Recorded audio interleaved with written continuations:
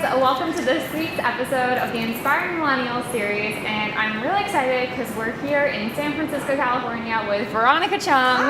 Thanks for having me. Thanks for joining me and doing this with me in person.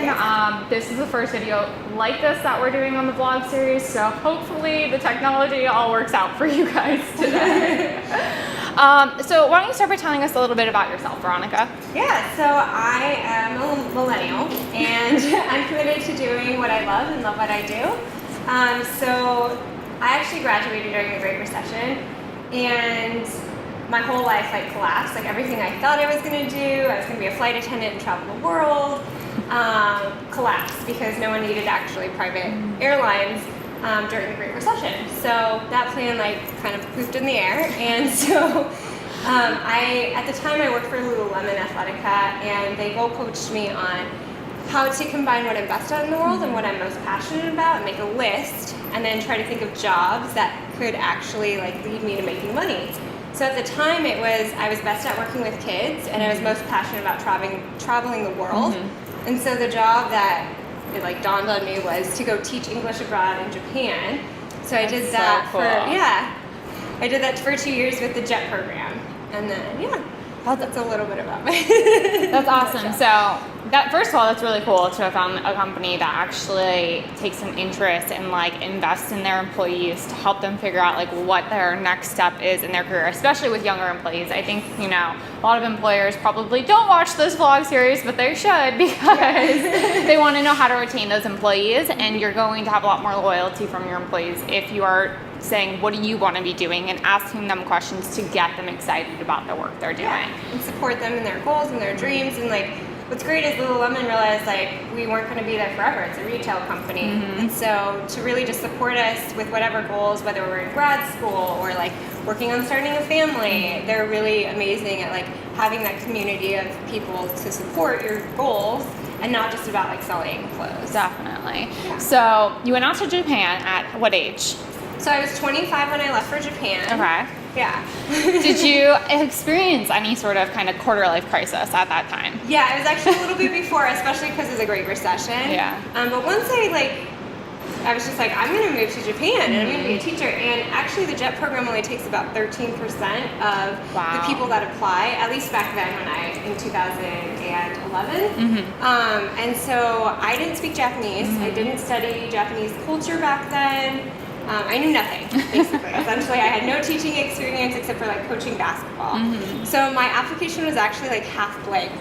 The pages were just empty, and I'm I have no chance. This is oh my gosh, I'm not going to make it. And everyone's you're not going to make it. I'm but I got to make it to Japan. I'm going to do this. And so I did. I made it to the interview in person. It's a panel interview with 3 people. I just managed to crush it somehow. I got invited to go, and it was incredible. It was I knew my purpose in my next step in life was to actually go there. And so if I was actually stunted by fear, then I would have never applied.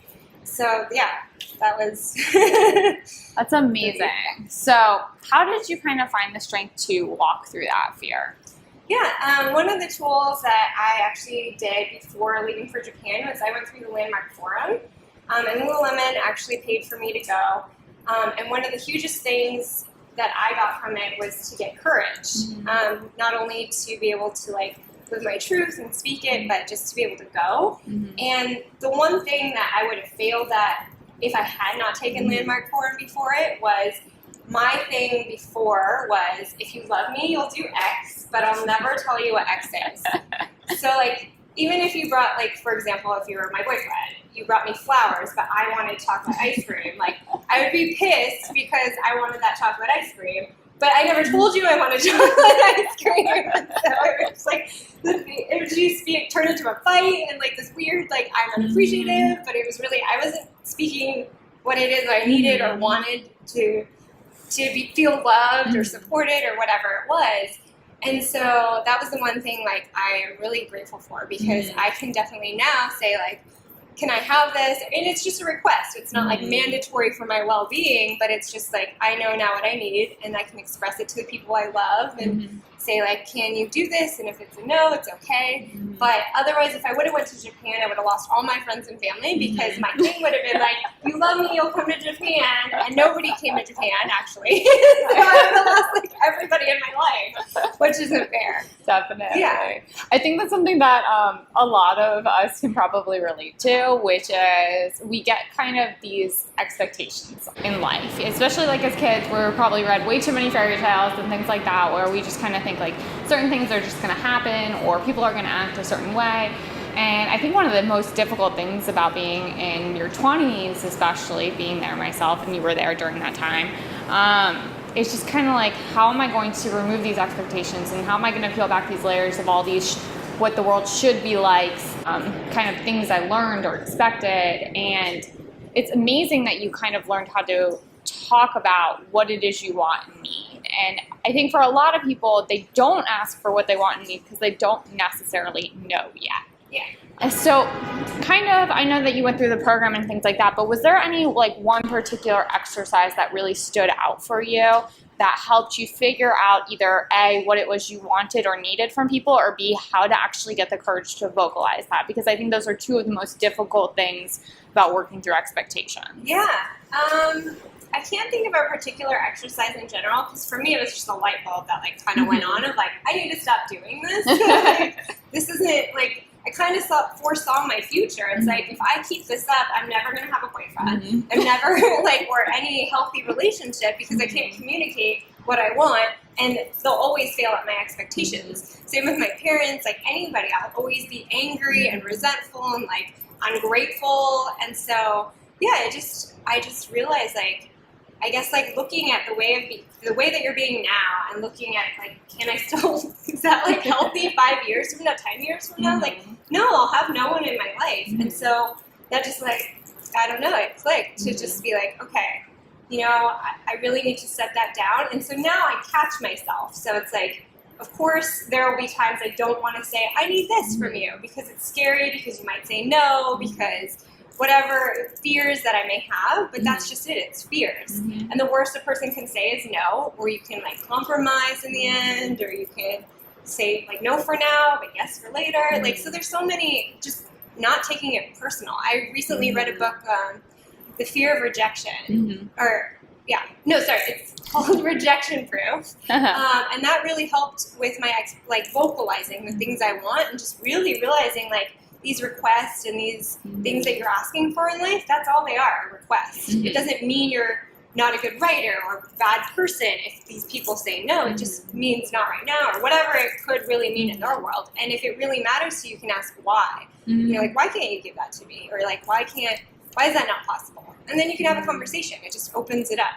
But if you're just like, no, okay, bye. You're never going to get what you want. It's true. You know, so you touched on two really important points, which is kind of like, it takes the pain getting great enough for a lot of us to make that change. So although there wasn't like one particular exercise that gave you the courage to start asking for what you needed or letting go of those expectations, it was kind of like this realization that if I go to Japan and I don't let go of all this, I'm not going to have anybody to come back to. Yeah. And that's a pretty big, scary pain to have on the weight of your shoulders.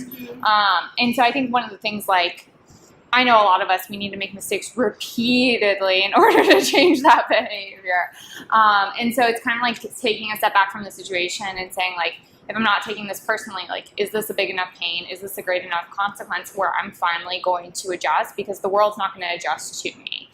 And so that's really awesome. And then the second thing that you kind of touched on that I thought was really important, because a lot of people watching this are bloggers or online entrepreneurs who, or even probably a lot of people trying to write books and publish books, which you are in the process of, and we'll come back to.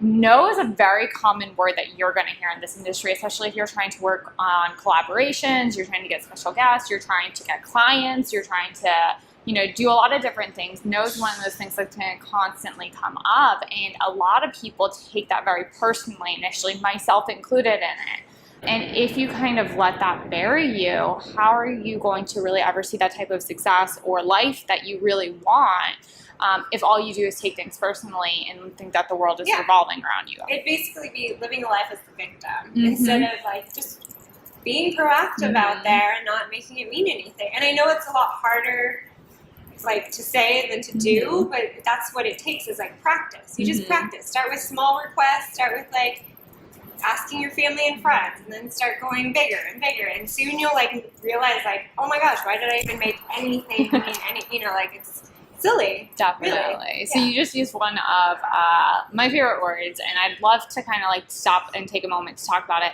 which is living the life as the victim.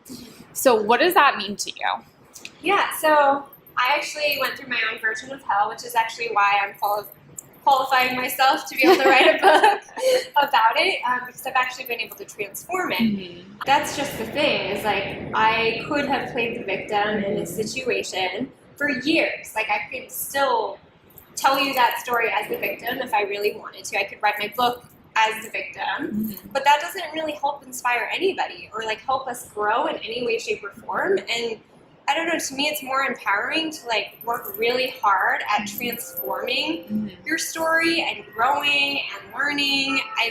I know there's that whole like Peter Pan syndrome out there, which like don't get me wrong, I love having fun and I love being a kid at heart to some degree, but at the same time with matters like this, it's like just really push to grow and self-evolve and like take whatever that it is you're struggling with and learn about it, read about it, get to know it, become friends with it. And that's how you kind of evolve from it, and not letting your story of your past control your present, because that's what a lot of us do. It's like, oh, I lost all my friends in high school, so therefore I made that mean something. I made it mean like I'm not a good friend. I made it mean I'm a bad leader. And so I realized in my adulthood I was carrying that in there. So I was like, I stopped leading, even though I do that by nature. It's like I realized, I thought like, oh, I'm such a bad leader, I'm not going to do that anymore. Or like, yeah, and so living a life like that, that's not living me. That's like not self-expressing myself to its fullest degree. I'm living in shame and playing the victim of like, they were mean to me in high school, which was like 10 years ago or something. Like it's silly. So it's like really being able to like pull away, like the past is the past, leave it there, and then just be the person that you want to become in your future and start practicing being that person. So it's funny, I think a lot of us growing up probably feel like, you know, the world is our oyster and anything's going to happen. We can conquer it and everything's going to be great. And I think that over the years, like everybody experiences some sort of negativity, some sort of adversity and things like that. And it can be really easy to internalize it. Like I did something bad and that's why this is happening to me, or wanting to just kind of crawl up and feel like the world is totally against you. And, you know, obviously coming from the counseling world and then transitioning into coaching, the word victim came up a lot for myself, my clients, and things like that, and starting to kind of realize that negative self-talk that we have with ourselves. Like if somebody says no to us, well, it's because I didn't ask the right way, it's because I didn't do this right. And it's these small ways that we struggle with perfection, even if we don't feel like a perfectionist, that can really set us back from whatever our life's purpose or mission is. Like I know for you now, so much of it is sharing that adversity and teaching people how to find lessons in life and be able to kind of move forward and live purposefully. And that's also something that I can really relate to, which is why we're here together right now. That's how we found it. But I think it's kind of like, how do we rewrite our stories so that we are owning them rather than letting them define us and crumble us? Exactly. So I love that. And then so I know that a big part of where you're at right now is kind of showing others how to find lessons or meaning out of these difficult times in our lives. So kind of walk me through what that looks like for you and what you hope it looks like moving forward. The way that I hope to inspire others to transform their stories or gain inspiration and live a life they love and things like that is I was in the process of writing a book called Be Love. And it was a 3-part memoir series, and I was super stoked. I was about to launch a Kickstarter for it, which is actually like why we were meeting, and I was like, yeah, let's get this done. And then ironically, I took a writing class on how to write a book proposal. And I pitched it to this room of writers who some are published, some are not, and one was even a publisher. formally in her life. And I realized when I pitched the book that I actually pitched the book as the 3-part series in one book. And it was great. Like, everyone was like, we would buy it, we'd love it. I talked about my transformational journey and how I was hoping to use the book to inspire others. And then as I went in depth of the book proposal just for that one book, I realized that book wasn't going to sell. It was the book I wanted to write and the book that definitely has helped heal me. But overall, it's like, I'm not famous yet. So why would I have a 3-part book that everyone would want to read, And so I realized, let's just make it one book. And that's the book. Like, if I have one shot to inspire people, to help them heal from their story, I basically have to, like, take all the stuff that, yes, it's important to me, but it may not be important to my readers, and be able to, like, sift that and have all the, like, stuff that, the goodies that people can take and have that be at the top and be able to share those goodies versus, like, this was the color of my bike in Japan. This was, like, my favorite student. It's like, yeah, they're great, important facts to me, and of course, like, I want to treasure my memories always from over there and all the people that helped me, but in the long run, this one book, which now doesn't have a title, I'm hoping it's Be Loved, Be Fearless, Be You. I like that. I like that a lot. Thank you. But yeah, so I'm hoping that that's my outlet of being able to help transform people, and of course, like, via Instagram, inspirational pictures. It's really just about self-expressing and, like, what I do best. So I love making movies and, like, funny things, and yeah, so it's however I can. And I'm still playing with it. Like, I may fall a few times, but that's just the fun part of it, is, like, I'm just going to get right back up and I'm going to keep on doing this. So. Definitely. As long as we're falling forward. Yeah. And remembering that, like, it's the commitment versus attachment to, like, it has to be this book this way. It's like, I'm going to fail, right? I'm going to fail pretty hard if I just hold on to that. But it's more of, like, I'm committed to sharing my story in hopes that others can heal from it, grow from it, be inspired by it. Whatever and however form that comes in, I'm open to. So. I think it's really interesting because, we were talking earlier, and I think a lot of us, especially as millennials, we kind of started to experience this very me situation between, like, getting a trophy for participation, there's a lot, selfies started with us, all of that fun stuff, all the great things that we have in our legacy as a generation. And I think it's really, one of those things where now we get to kind of really focus our focus on other people and, like, collaborating. You wrote the book that healed you. That was a very internal process, but it wasn't until you started working with this group and things like that and getting feedback from others and collaborating with others that you started to be able to incorporate this larger life mission.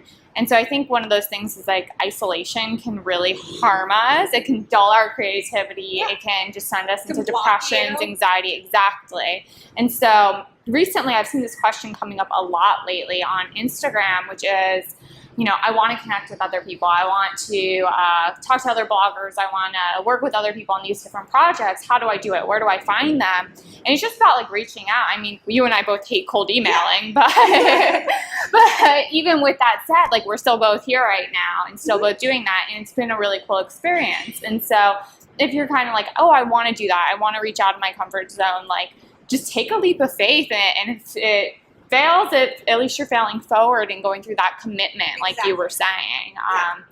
So I love that. Yeah, having that, like, write it up on something, above your bed or somewhere you can see at your desk, and just remember, like, this is what you're committed to, and, like, really try to act from there versus, like, your fears. Definitely. Because fears in reality are just false evidence appearing real, right? Yes. So.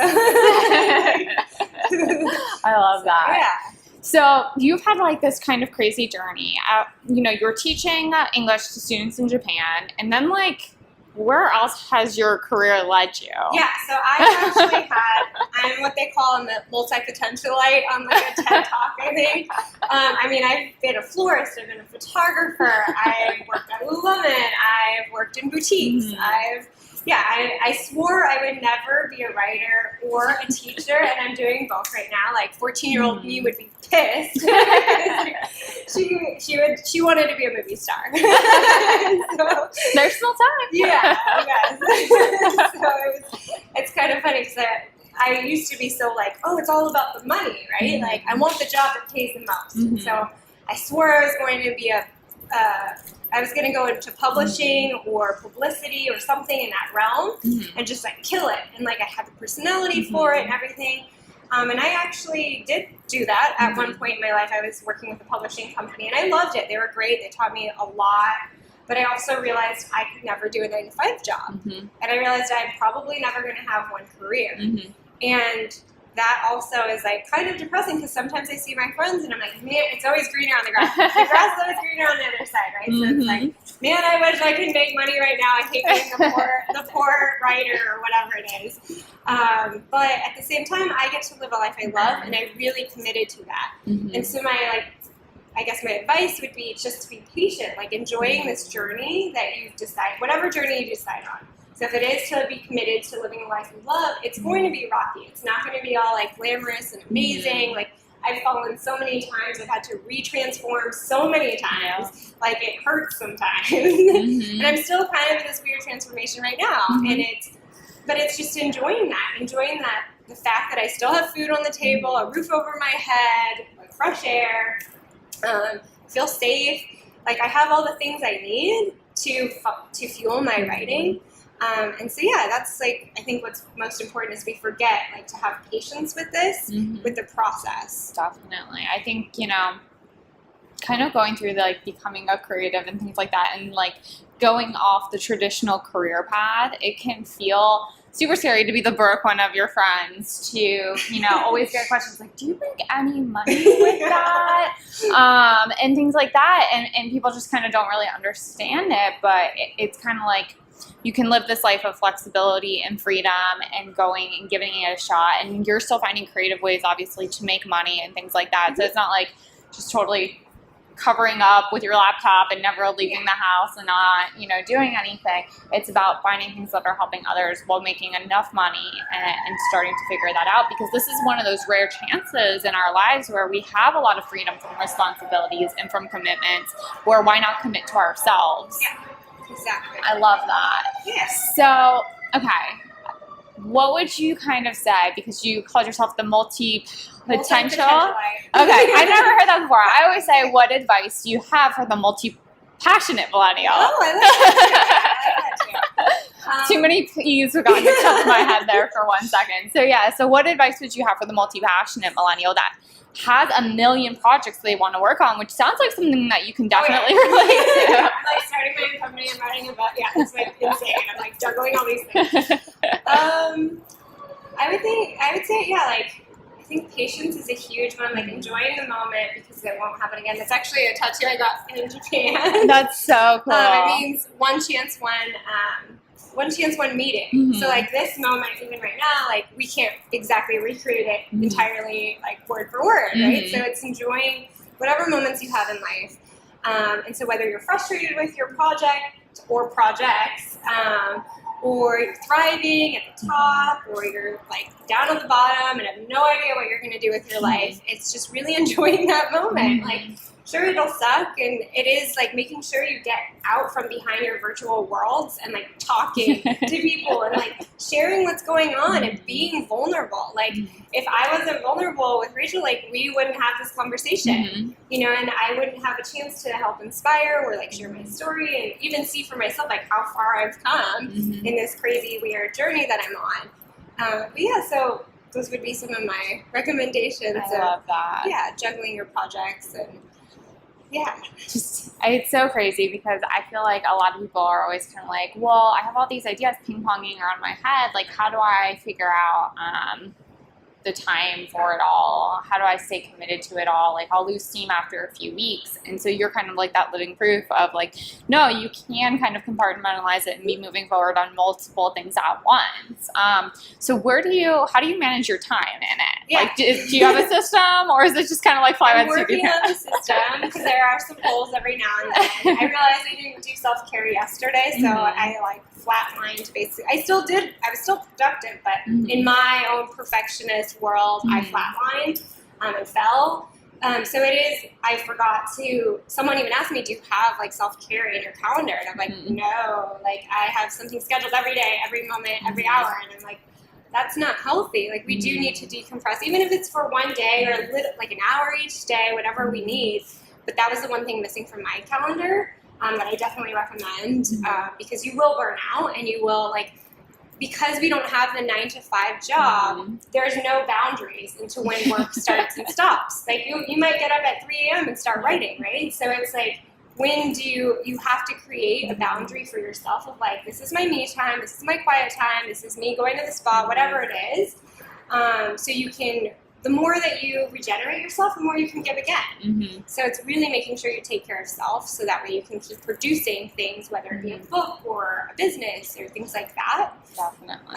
And then of course I prioritize. So there's like, you number things in your list of like, this has to get done today, this doesn't have to get done today. Timelines are great, goals are great, but also being flexible and realizing too, like, sometimes you'll hit like obstacles that you didn't foresee, and so really just being okay with that. Like, okay, I didn't get it done by Wednesday, but you know what? I'm gonna get it done next Wednesday, and like, there's nothing wrong with that. Don't make it wrong, because that's when you start like getting paralyzed. You're just like, yes. I always tell people, give yourself like a free pass on the initial deadline. Make it earlier than you actually needed to have it, and kind of look at what went wrong. Did you not kind of plan for a certain type of obstacle? Did you forget about self-care that caused you to lose out some steam? Whatever that ultimately looked like. And give yourself a free pass. Don't shit all over yourself about where you're at with it. How do you kind of prioritize? Because I know a lot of people have different ways that they go about that. Yeah, so it's kind of like you said, if I know I have a deadline for this week, obviously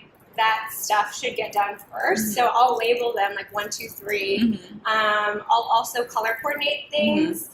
If you also look at your calendar, you can see like, okay, I'm overbooked. What can I take out and move to next week? You know, and so it's really being able to see what's important for it, and what things you can give. Like sometimes reading for me can give, right? Like it's not dire importance right now, but it does help inspire me. Like reading other people's books inspires me. So I need to make sure I'm always doing it, but also not beating myself up when I'm like, I didn't read 50 pages today. You know, it's like, well, hello, you were like doing other things. You had an awesome interview. Like that took up your time. You know, like, Right. realizing like other things take up time. So sometimes you do have to move things or push them, and yeah, just giving yourself that, like how you said, a pass to do that. Yeah.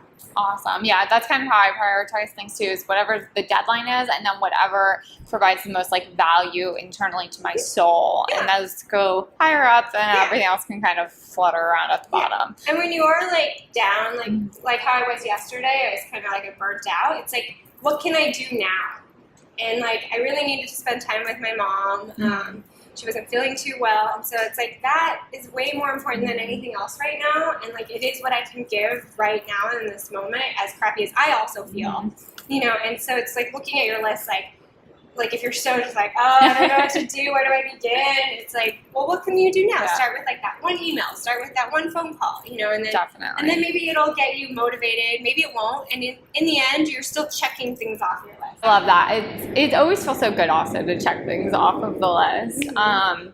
And so how can people connect with you? Where can they find you? Like, I know the book's not coming out right away, but like, how would people stay kind of following along for that? So I do have a website, veronicachung.com, and you can subscribe to that. I am going to update it with any updates or newsletters once I have those formed. You can also follow me on Veronica Chung Writer for Instagram, as well as Facebook. So I have 2 pages on that. Awesome. Thank you so much again, Veronica, for making the time. Thanks for having me. Good luck on all your projects.